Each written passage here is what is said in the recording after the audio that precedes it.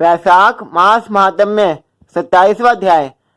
मैथिल कहने लगे, हे मुनीश्वर, वैशाख मास में कौन कौन सी तिथियां अत्यंत पुण्यकारक है, उनमें क्या क्या दान करना चाहिए और किसने इनको प्रख्यात किया है, ये सब बताइए। शुद्धदेव जी कहने लगे, हे राजन, वैशाख मास की सभी तिथियां अति उत्तम है।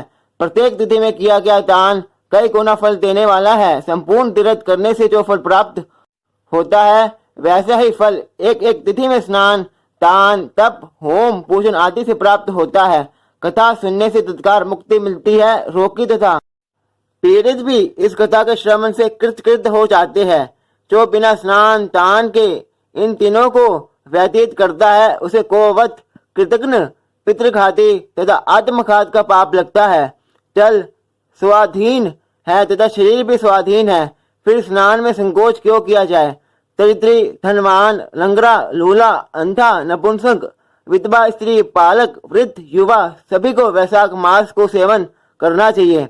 वैशाखोक्त धर्म सुख से साधने योग्य है, इससे अधिक और कुछ शुभ नहीं है। जो इन सुलभ धर्मों का पालन नहीं करता, उसे नरक का भागी होना पड़ता है, इसमें कोई संदेह नहीं। जैसे दही को मत कर मक्खन निकाला जाता है, वैसे ही इस मास की तिथियों को अलग अलग बतलाता हूँ। चैत्र के महीने में जब मेष की संक्रांति हो, तब पापों के नाश करने वाली अमावस्या को कई त्याची करने का फल मिलता है। मैं नरक और पितरों का एक पुराना इतिहास कहता हूँ, सुनो।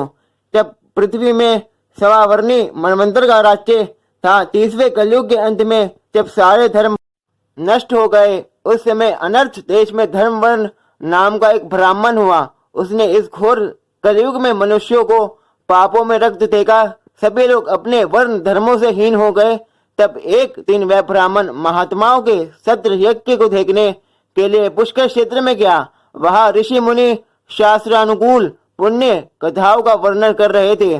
कोई कोई कलयुग की प्रशंसा भी कर रहे थे। कहते थे कि सतयुग में भगवान एक वर्ष भर की तपस्या से प्रसन्न होते थे, तो त्रेता में एक मास में और द्वापर में एक पक्ष में, परंतु कलयुग में उससे 10 गुना फल भगवान के स्मरण मात्र से ही हो जाता है।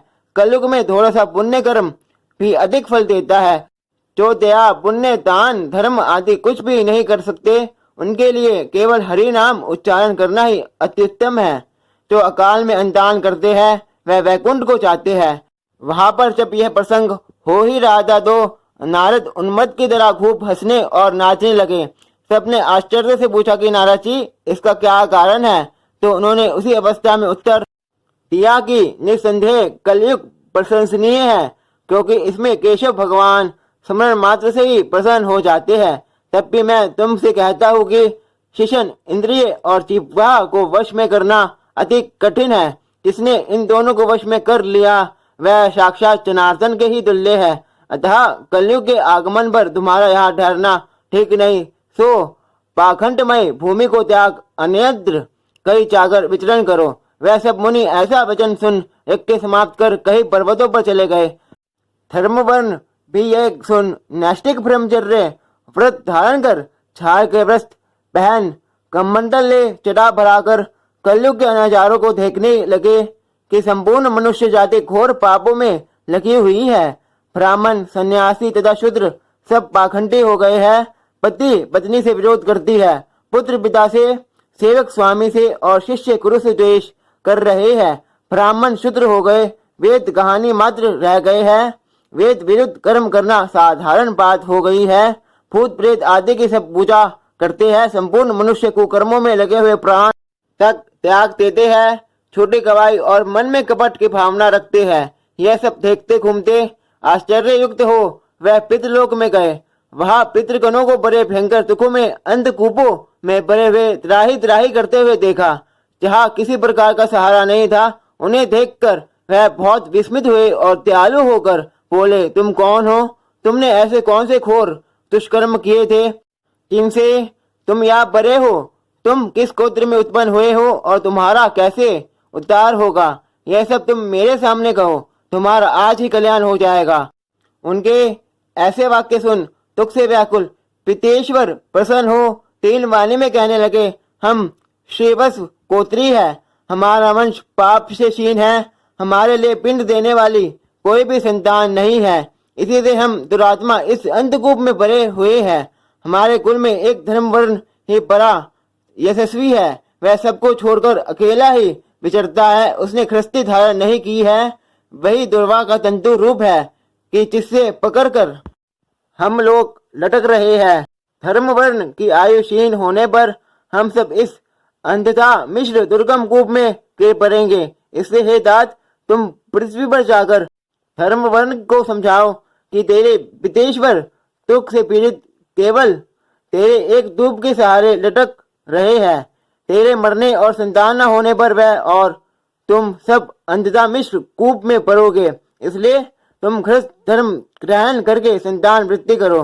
जब वह संतान ज्ञान में जाएगी, वह शाखोक्त धर्म करेगी, एकादशी आदि के व्रत करेंगी तथा पाप नाशनी कथा सुनेगी, तो उसकी 100 पीछे की और 100 आगे की पीढ़ियां नरक में जाने से बच जाएगी और तभी हम सबको भी ऊर्ध्व गति प्राप्त होगी। तुम ऐसे सत्य वाक्य सुनाकर धर्म वर्ण को ख्रिस्ती में प्रवृत्त करो। पितेश्वरों के ऐसे वचन सुनकर अचंभे में पर रोता हुआ धर्मवर्ण हाथ जोड़ नमस्कार करके इस प्रकार बोला, हे महात्माओं, मैं ही तुम्हारा दुराग्रही वंशधर धर्म वर्ण हूँ। मैंने यज्ञ में महात्मा नारद जी के कहे हुए वचन सुने थे। फिर पृथ्वी पर बहुत से पापी मनुष्यों को देख कुसंगति के डर के मारे द्वीपांतरों में विचरता रहा। इस समय कलयुग के अंतिम पाद के भी सारे दिन भाग व्यतीत हो गए। मैंने अब तक आपका दुख दूर नहीं किया, परंतु मैं अब आपकी आज्ञा का पालन कर देव ऋषि तथा पितेश्वरों का तर्पण एवं पूजा आदि करूंगा। आप ऐसा आशीर्वाद दे कि संसारी कर्तव्य करने पर भी मुझे कलयुग की बाधा ना हो। हे राजन, धर्मवर्ण के यह कहने पर पितेश्वर बोले, हे पुत्र, तू ख्रिस्त धर्म में प्रवृत्त हो तथा संतान उत्पन्न करके हमारा उद्धार कर, क्योंकि जिसके घर में तुलसी वृक्ष, शालिग्राम शिला तथा महाभारत आदि ग्रंथ है, जहाँ कथा सत्संग होते रहते हैं एवं हरि स्मरण कीर्तन आदि वैशाखोक्त शुभ कर्म नित्य होते रहते हैं, वह कलयुग बाधा नहीं पहुँचाता है। हे पुत्र, इसलिए तू पाप आत्मा युग की चिंता मत कर और शीघ्र घर जा। इस माधव मास में सबके उपकार के लिए मेष की संक्रांति को सभी तिथियों में वैशाखोक्त धर्म का पालन कर, जिसके करोड़ों गुने फल मिलते हैं। चैत्र की अमावस्या में पिंडदान श्राद्ध आदि कर जल से भरा खरा जिसमें कर्पूर और अकरू की वासना हो, दान कर और सबके उपकार करे। ख्रिस्त बनकर उत्तम संतान प्राप्त कर। पीछे मुनि की वृत्ति धारण कर सुखपूर्वक द्वीपों में विचरना। पितेश्वरों की ऐसी आज्ञा पा धर्मवर्ण शीघ्र ही पृथ्वी पर आया और चैत्र मास में मेष की संक्रांति के दिन प्रातः काल स्नान कर देव ऋषि पितेश्वरों को तर्पण कर जल का भरा खरा दे पाप नाश करने वाला श्राद्ध करके अपने पितृवर्ग को ऐसी मुक्ति दी जिससे वह आवागमन से छूट जाए। फिर विवाह किया जिससे सुंदर संतान हुई और संसार में इस पाप नाशनी तिथि को प्रख्यात कर स्वयं भी प्रसन्न हो कंद मादन पर्वत पर चला गया। यह मधुमास की अमावस्या भी शुभ है। इसके समान संसार में कोई तिथि ना देखी है और ना सुनी है।